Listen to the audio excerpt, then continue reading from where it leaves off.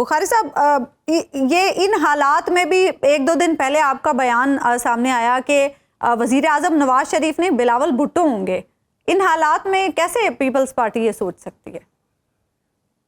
क्या कोई सरप्राइज दे सकती है इंतखाबात में? देखिए, मैं अर्ज करूं, हर जमात का ये हक तो है कि वो अपने लीडर के बारे में ये कहे कि वो प्राइम मिनिस्टर होंगे। अगर वो मियां नवाज शरीफ की जमात कहती है, अगर JUI कहती है, कोई दीगर जमात कहती है, तो मैं समझता हूं कि पाकिस्तान पीपल्स पार्टी की क़यादत आने वाले इंतखाबात में फार बेटर रिजल्ट्स हासिल करेगी। उसके मैं अर्ज कर देता हूँ, तो कैसे करेंगे? सहूलियात किसी और को मैसर है, रिजल्ट आप कह रहे हैं आपको मिल जाएगा, ये कैसे हो सकता है बुखारी साहब? देखिए, सब्जेक्ट टू आप हबीब अकरम, मेरी बात तो सुन लेते हैं आप। जी। हम चाहते हैं कि 1988 में भी हमसे पंजाब छीना गया जी। आज भी हम कहते हैं कि free fair and transparent elections होंगे तो पीपल्स पार्टी अपना शेयर लेगी, और हम समझते हैं कि वफाक में हम इस पोजीशन में होंगे, हम गवर्नमेंट बनाएं। बड़ा शायद हमें 172 शायद तो अब ना हो, हमारे कोलिशन पार्टनर्स भी आ सकते हैं, लेकिन हम ये समझते हैं कि अगला prime minister chairman Bilawal Bhutto Zardari होंगे। अच्छा। बाकी बात रही, अगर ये लेवल प्लेइंग फील्ड दीगर जमातों को नहीं देंगे तो फिर उन नतायज को तस्लीम फिर जमातें नहीं करेंगी। एक बड़ा क्वेश्चन मार्क आ जाएगा आने वाले इंतखाबात के नतायज पे, और वो मुल्क के लिए बेहतर नहीं होगा।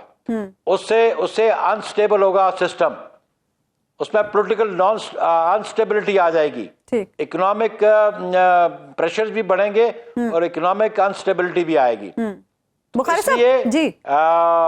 ये कॉन्स्टिट्यूशन किस लिए होता है? To regulate the society, to regulate the relations state organs के और between the citizen of Pakistan के, जिसे सोशल कॉन्ट्रैक्ट कहते हैं। अगर आपने उस पर अमल दरामद नहीं करना तो फिर छोड़े इंतखाबात कराने को, जिसको इक़्तिदार देना चाहते हैं लाके बिठा दें उसको, लेकिन मैं तो उस इक़्तिदार को नहीं मानूंगा। हबीब साहब यही मौके रखते हैं। अच्छा, हबीब साहब यही मौके रखते हैं। बुखारी साहब, हम देख रहे हैं बड़े दिनों से जरदारी साहब बड़े खामोश हैं, कहाँ मसरूफ हैं? इसकी क्या वजह है कि वो खामोश हैं? बिलावल भुट्टो बोल रहे हैं मुसलसल, आपकी पार्टी के दीगर रहनुमा भी मुसलसल बयानात दे रहे हैं, जरदारी साहब की खामोशी की क्या वजह है? नहीं, देखिए जी, बात खामोशी की नहीं है। जरदारी साहब को हमने, हमारी CC ने एक इख्तियार दिया था कि लेवल प्लेइंग फील्ड के हवाले से। सही, आपको याद होगा जो लाहौर में CC हबीब अकरम साहब को याद होगा, तो ऑब्वियसली ये मैंडेट उनके पास था और वो मैंडेट उनके पास है, और कंसर्न क्वार्टर से उन्होंने बात भी करनी थी। अच्छा, कि न सिर्फ पीपल्स पार्टी के लिए बल्कि दीगर तमाम जमातों की भी लेवल प्लेइंग फील्ड होनी चाहिए। और मैं आपको ये बताना चाहता हूँ कि अगर ये इसी किस्म का रुझान रहा और यही रविश रही तो फिर पाकिस्तान में पार्लिमानी जमहूरियत को इस्तेकाम नहीं मिलेगा। और अगर पार्लिमानी जमहूरियत को इस्तेकाम नहीं मिलेगा, डेमोक्रेटिक इंस्टीट्यूशन स्ट्रेंथन नहीं होंगे, लोगों का एतमाद अगर उठ जाएगा जमहूरियत पे, तो फिर वो मुल्क के लिए बेहतर नहीं होगा। इसलिए मौजूदा हुक्मरानों को ये सोचना पड़ेगा कि जो आइन इख्तियार देता है उसे तजावज़ न करें। स्टेट ऑर्गन्स को भी ये सोचना पड़ेगा कि आइन जो आपको पैरामीटर्स डिफाइन करता है ना, उसको ट्रांसग्रेस न करे, तो तब तो मुल्क की बेहतरी है। अदरवाइज तो मैंने कहा ना, फिर मुसलत करके बिठा दो और बिठा दो, लेकिन हम तो नहीं मानेंगे उसको अपना हुक्मरान, अपना नुमाइंदा, अगर आप मुसलत करेंगे तो आप क्या समझते हैं ये जो मजमूई एक माहौल बना हुआ है कि नवाज शरीफ साहब को बाहर बैठे जमानत मिलती है, वो वापस तशरीफ लाते हैं, उनकी सजा मुअत्तल हो जाती है, पंजाब काबीना, मतलब पाकिस्तान की तारीख में शायद ये एक नहायत दिलचस्प मौजू है, और पंजाब काबीना ये फैसला करती है, उनके सामने कुछ वकला पेश, मतलब उनको कन्विंस करते हैं, और ये सारा माहौल इलेक्शन पे किस तरह असरअंदाज होगा? क्या ये बताया जा रहा है, मैसेज दिया जा रहा है निगरान हुकूमत की तरफ से कि जनाब आइंदा की हुकूमत हम आपको बता देते हैं ये है, तो फिर इलेक्शन का तकल्लुफ क्या जरूरी है? वजह फरमाया आपने कि ये जो इम्प्रेशन बिल्ड किया जा रहा है कि अगली हुकूमत एक जमात को दी जा रही है, उसके सरबराह तो नहीं, उनके रहनुमा को सहूलतें फराहम की जा रही हैं, जिस तरह उनको प्रोटोकॉल दिया गया। और इवन आप लाहौर में हैं तो आपने बाज़ अखबारात की ज़रूर इदारिये भी पढ़े होंगे, और फिर उनकी जो तासर उन्होंने दिया कि लाहौर की पब्लिक तो नहीं थी लेकिन बाहर से मखलूक लेके आए। फिर ऐसे भी तासर मिलता है कि इनके एक जो MNA थे जिन्होंने अपने एक वर्कर्स के इज्तिमा में कहा कि DC ने मुझे कहा कि जितनी बसें चाहिए, और मैंने कहा कि नहीं जी हम बसें हमें नहीं चाहिए, हम खुद अरेंज कर लेंगे। तो ये सारी बातें अब अगर जहन में रखें तो ये सहूलतकारी इस किस्म की 2018 में भी रही। उस वक्त भी लोगों को बुला बुला के और उनको एक जमात में शामिल किया जाता रहा। आज भी वही सूरत हाल फिर डेवलप हो रही है।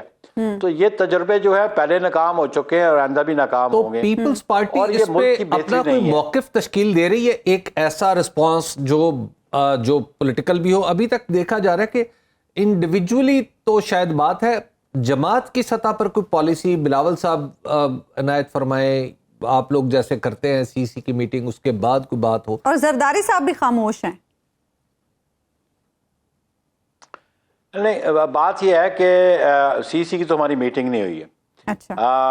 हमारे सेक्रेटरी इंफॉर्मेशन, उनका मौक़िफ़ कल आपने सुना, मैं बतौर सेक्रेटरी जनरल आपके सामने बैठा हूँ, तो ऑब्वियसली हम जो हमारा मौक़िफ़ है वो पीपल्स पार्टी की जो पॉलिसी है उसके मुताबिक ही है। लेकिन ये बात आप ज़रूर ज़हन में रखें कि जिस किस्म का ये प्रोसेस शुरू है, इस प्रोसेस से ना तो जमहूरियत को तक़वियत मिलेगी, ना पार्लिमानी निज़ाम को तक़वियत मिलेगी। और मैं समझता हूँ कि इससे फेडरेटिंग यूनिट्स जो हैं उनमें कमज़ोरी आएगी, फेडरेशन में भी कमज़ोरी आएगी। मैं समझता हूँ कि आइन की जब बालादस्ती की हम बात करते हैं तो आइन बड़े वाज़े तौर पे कहता है कि जी जो मुंतखब नुमाइंदे हैं वो ही रियासत का इख्तियार इस्तेमाल करेंगे। तो मैं नहीं समझता हूँ कि, और मैं ये भी नहीं चाहता ज़ाती तौर पे कि मेरी किस्मत का फ़ैसला मुझ पे हुक्मरानी का हक इन केयर टेकर्स को है। एक लिमिटेड पीरियड के लिए तो है, जो डे टू डे अफेयर्स के लिए, लेकिन मेरे वो नुमाइंदे नहीं, अवाम के वो ऐसा लग नहीं रहा, नहीं उनके पास कतन इख्तियार नहीं है। ऐसा लग नहीं रहा कि कोई लिमिटेड पीरियड है, क्योंकि इंतखाबात के हवाले से तो कोई सिचुएशन नजर ही नहीं आ रही। पहले ये कहा जा रहा था कि शायद नवाज शरीफ साहब आएंगे तो फिर इंतखाबात के हवाले से कुछ अनाउंस हो जाएगा। अभी तो मुझे लग रहा है कि जब तक उनके अदालती मामलात सॉल्व नहीं होते तब तक इंतखाबात के हवाले से भी कोई खबर नहीं आएगी। जिस तरह आप सोचती हैं इसी तरह तो पाकिस्तान के बहुत सारे और लोग भी सोचते हैं। उनका परसेप्शन भी यही बिल्ट हो रहा है। उस परसेप्शन को डिस्पेल करना किसका काम है? मौजूदा हुक्मरानों का काम है ना जी। अगर कोई मौजूदा हुक्मरानों की कारकर्दगी पे इस किस्म के शक करे, उनकी सोच ये हो कि इनका एक परसेप्शन डेवलप हो रहा है कि ये नॉन पार्टिजन हैं, ये लेवल प्लेइंग फील्ड बाकी पॉलिटिकल पार्टीज को नहीं दे रहे, तो उसके लिए उनको रिस्पॉन्ड तो करना चाहिए।